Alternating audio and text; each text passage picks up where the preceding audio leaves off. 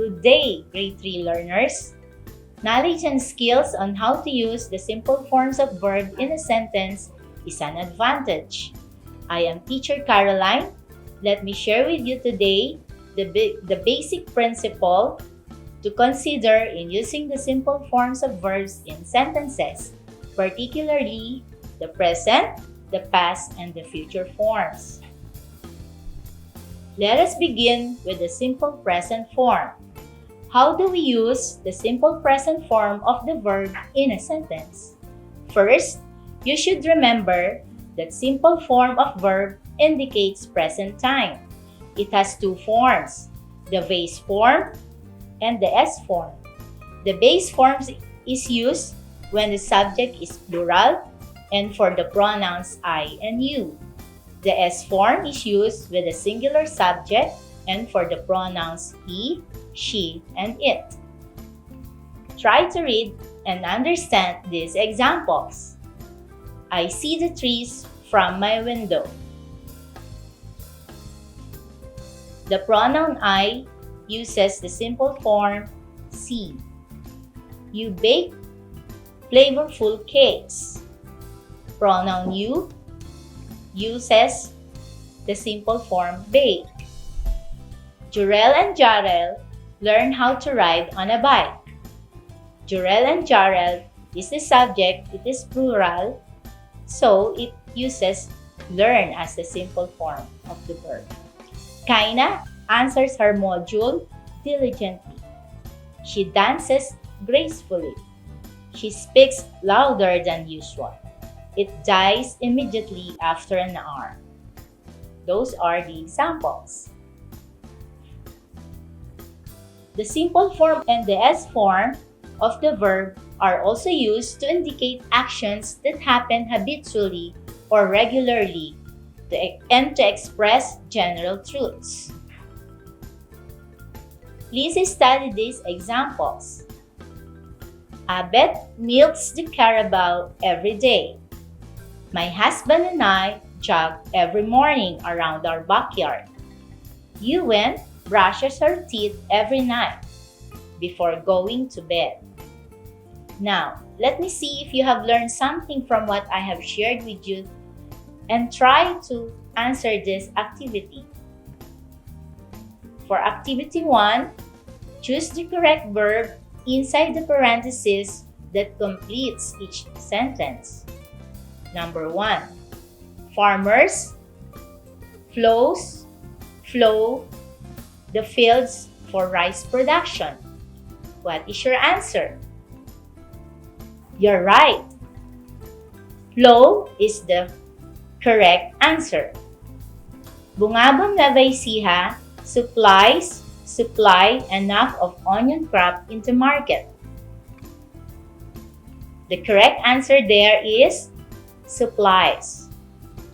Father Venice always mentions care for the environment in his homily. The correct answer there is mentions. She chooses a shade of green paint. The correct answer there is chooses. Number 5. It speaks of truth and morality. The correct answer there is speaks. Remember, the simple form of verb is used first to indicate the present time and when the subject is plural and for pronouns I and you. Remember also that the S form of verb is used for singular subjects, for pronouns he, she, and it. The S form of verb is used to indicate also actions that happen habitually or regularly, or if we want to express general truths. Now let us continue. How do we use the past form of a verb in a sentence? Verbs also tell action in the past. Regular verbs show past action by simply adding D or ED to the base form. Let us look at these examples. Receive in the past form will become received. You just add D. Jorel's family received some relief goods last week. Finished, finished. They finished working on Module 8 last night.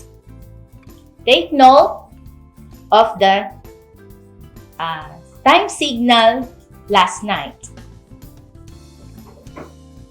How to use the past form again of a verb in a sentence when the verb is an irregular one. So, irregular verbs show past action by changing the spelling of the base form. They do not end in D or ED. For example, make will become made in the past. Jana made a dessert for you. Fly will become flew in the past. A butterfly flew away from the flower pot. How to use the past form again? There are also irregular verbs wherein the base and past forms are the same. Here are the examples. Cut, hit, hurt, set, shot, read, burst, and put. Had you read the book? Kindly put the chair to the left. Remember, verbs also tell action in the past. Regular verbs show past action by simply adding D or ED to the base form of the verb. But some irregular verbs show past action by changing the spelling of the base form, and they do not usually end in D or ED. There are also some irregular verbs wherein the base and the past forms are the same. Let us try to answer this activity for you to learn more about how to use the past form of a verb in a sentence. The pirates attacked the ship last night. What should be the proper form of the verb of the underlined verb attack? If your answer is attack with ED, you're right. Kaina danced at the program yesterday morning. What should be the past form of the underlined word dance? If your answer is dance with D at the end of the word dance, you're correct. Many years ago, a large ship carried gold in Asia. What should be the past form of the word carry? If your answer is carried, you're right. Now let us look at this activity. Try to rewrite each sentence using the past form of the italicized irregular verb. Remember, when we are to use the past form of an irregular verb, usually the spelling changes.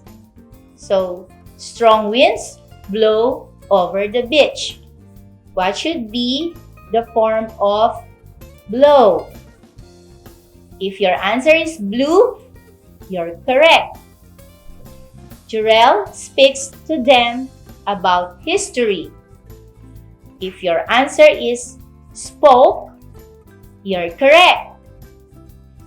Alvin wears old clothes for painting. If your answer is wore, you're correct. Now, let us go to how to use the future form of the verb in a sentence. The future form of a verb is used to indicate actions that will happen in the future.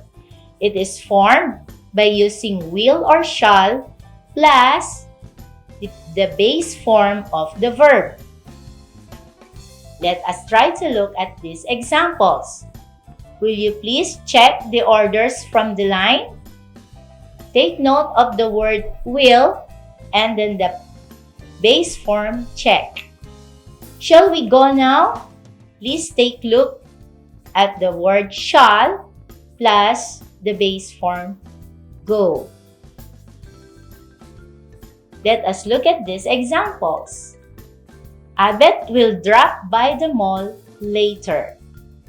Take note of the word will drop, will plus drop, and the time that signals later. Kaina will buy the supplies for the bakery next week. Take note of the word will plus buy and the time signal next week. Remember, the future form of a verb is used to indicate actions that will happen in the future. It is formed by using will or shall plus the base form of the verb.